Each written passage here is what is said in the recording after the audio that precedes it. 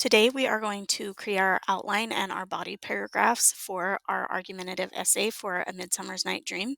The first thing that I want you to do is click on your argumentative outline in today's agenda, and then I want you to open up this Google slide in a separate tab. And then come back to this assignment, open up Puck a Goodfellow. That should automatically open up in a separate tab. And then I want you to open A Midsummer's Night Dream here so that you should have these three tabs open now. A Midsummer's Night Dream here, the article, and your outline all available to you in these three tabs. First, we're going to talk about what argumentative writing is, and you're trying to convince your reader to be on your side, but it's more balanced than an opinion piece because a opinion piece only really talks about your side and it really only appeals to the emotion of the reader, and you're only really trying to persuade them. However, with an argumentative piece, you present both sides of the argument so that it's more balanced, and you use a lot more logic and evidence, and you're trying to show your reader that you have considered both sides, that you've investigated it, and that you've really done your research, and that is why they should be on your side. I'm going to give you an example essay that talks about whether cheating is good or bad. They are arguing that cheating is good, but the reason that I'm giving you that is so that you can see all of the different things that are going to be needed for an argumentative essay. Have you ever cheated on an assignment at school? There are many reasons people cheat in school, but some of them could be actual rational reasons. The amount of pressure students feel to succeed could be blamed for the increased academic cheating. The amount of pressure students feel to succeed could be blamed for the increased academic cheating because students do not have a lot of time for studying or homework. In the article, How Teens Use Technology to Cheat in School, it says the demands of sports, part-time job, or other after-school responsibilities can make cheating seem like a time-saving option. Furthermore, students might have other responsibilities outside of school that can lessen the amount of time one has to do homework. Ultimately, students have less time to do work and choose to cheat instead.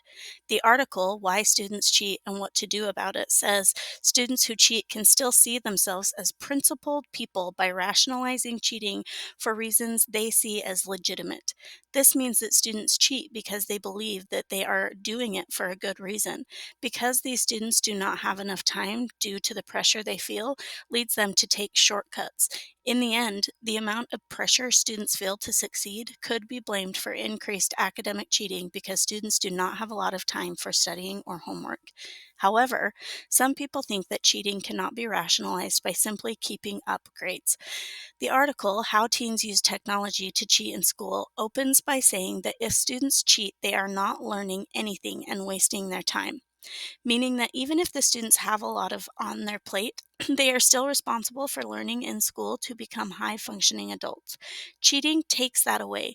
To refute this, the article also says, for those who are well aware that their behavior constitutes cheating, the academic pressure to succeed may outweigh the risk of getting caught and not learning the material for the future.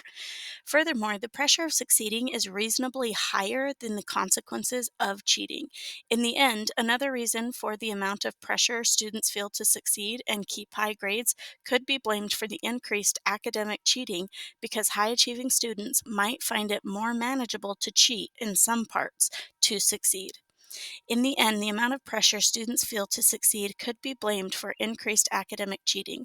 Some reasons are that students do not have a lot of time for studying or homework, and high achieving students might cheat so they can keep great grades. Now that you have that background information for what an argument paper looks like, this is the genre chart for an argumentative paper. All of these things will be in your paper if it is to get full points. Let's first look at organizes information to support your claim. Yesterday you should have gotten the evidence, and now that you have all of that evidence, we are going to add a topic sentence.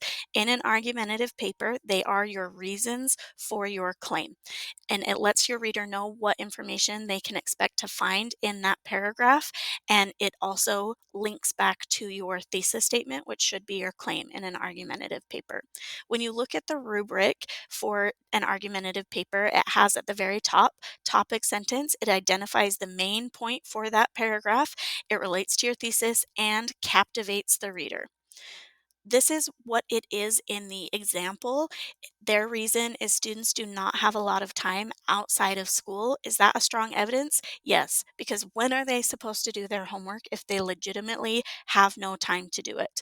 This would probably get a 2. However, I was trying to captivate my reader, and so this is what I changed it to get full points. We are then going to make sure that you have your evidence that is connected to that topic sentence.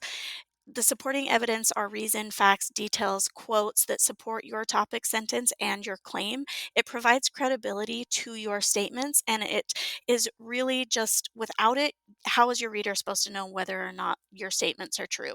It's what backs up your claim. You have to have two pieces of evidence for your reason, which this person does. If I said students do not have time out of school, I have the evidence that says the demands of sports, part-time job, or other after-school responsibilities can make cheating seem like a time-saving option. And it also says that even though they realize that they're cheating, they can see that it's legitimate because it feels like an actual reason. This relates to my claim, which is cheating is okay because they have too much pressure from outside sources and the possibility of failure. So this works for my first reason. You guys are now going to do this in your argumentative outline. It should relate to our prompt, which is saying, is Puck responsible for all of the problems in the play or is someone else? You are going to say, Puck is the reason, and then tell me why, or Puck is not the reason, and then tell me why, and then give me evidence that supports that. Push pause and come back when you are done. Okay, now we are going to talk about an awareness of your audience, and this is going to be your counterclaim and your rebuttal. You have to have your counterclaim and rebuttal in a paper because it shows your audience that you are aware of both sides. And it also then says, even though I'm aware of the opposite side, this is why the opposite side is wrong. So these are my counterclaims and rebuttal, and I'll break that down a little bit further. But you have to make sure that you're aware of your audience because the audience may not agree with your claim. It will change the language that you use. And if you are writing about a topic your audience isn't familiar with, you might have to explain the information a little bit in more detail and tell them what the other side is. So that's what a counterclaim is. You're going to have the opposite side of your argument. It is important to show your audience that you have considered their side. And when you look at the rubric, it said the counterclaim is presented with a strong reason for the other side. Then you give an evidence for the opposite side and then explain how that evidence might mean that somebody would choose the opposite side. I know that sounds crazy, but you have to have it so that you can then say, but even though that's on the other side, it's not true. And that will be with the rebuttal in just a second. In the example paper, it says, my counterclaim is keeping grades up can't be justified by cheating. Is that a strong reason? Yes, because cheating isn't teaching you anything. And that's the evidence that I have. It says that teens use technology to cheat in school opens by saying that if students cheat, they are not learning anything and wasting their time. And that was from Simons. Make sure that you are also citing your evidence that you are gathering. It's your turn. You are going to be in your outline up here where it says counterclaim. You are going to be adding what the opposite side is and the evidence for why this is true. When you are done, come back. All right, hopefully you have written your counterclaim and then come back. Once we acknowledge or state the opposing side's counterclaim, we have to write a rebuttal. We are explaining why they are wrong and why we are right. In my paper, the rebuttal is students don't care about the moral dilemma of cheating because failing is worse. Is that strong? Yes. That shows that no matter the evidence that the other side has, the students are still choosing to cheat. Your side has to be stronger than the counterclaim, and it has to explain that they are wrong. You then also have to have evidence for your rebuttal that says that look, proof that I am right. Mine is this is proven because the article also says for those who are well aware that their behavior constitutes cheating, the academic pressure to succeed may outweigh the risk of getting caught and not learning the material for the future. So I have my rebuttal and I have my evidence. Now it's your turn to do the same. You're going to put the reason that they are wrong right here, and then the evidence that proves that you are right and they are wrong right here. This can come either from the article or from the play. Remember, this is what your rebuttal needs to get full points. Push pause, add it, come back, and then we will move on. Now back to the argument genre chart, and we are going to make sure that we have a clear claim in our paper, which is our thesis statement. It has to assert your side and then also give the reasons. For example, a claim is books are important, but we need a thesis statement which tells us the claim and the reason why books are important because they play a vital role in educating people. When you look at your rubric, it says that the thesis has to identify your claim and the main points that are going to be answered in your paper from the prompt that was given to you. Your prompt again is Puck the cause of all the problems or somebody else? My claim is going to be students are currently cheating because they have too much pressure from outside sources and the possibility of failure. So I'm going to be talking about both of these things in my paper, which is why you write your thesis statement after you have your evidence and your body paragraphs, because you know what you need to include. When you are writing your thesis statement, look at your reason number one and at your rebuttal because that's what needs to be included. For example, my argument is students are currently cheating. And then I said, because they have too much pressure from outside sources, that's my first body paragraph, my reason number one.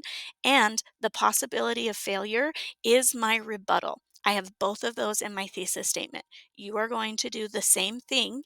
When you are done, come back and we will move on to our analysis.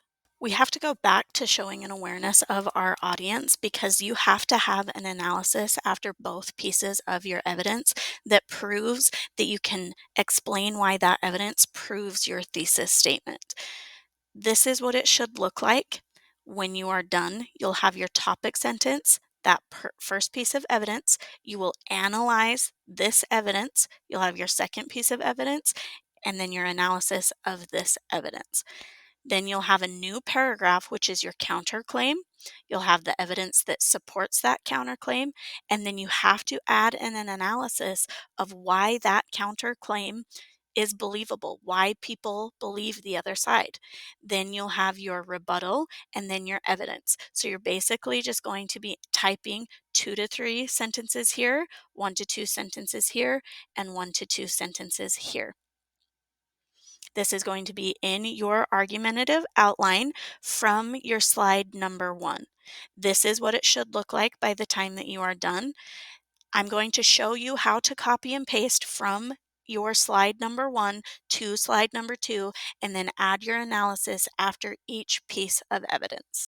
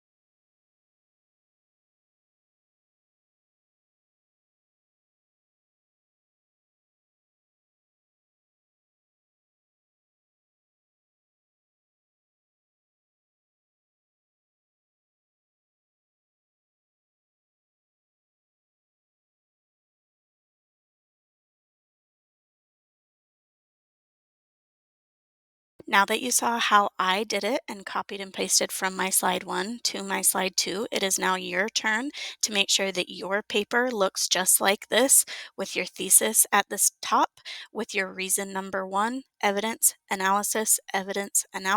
You are going to do this and make sure that yours looks just like this. You should be done for today. If you have any questions, please reach out and let me know.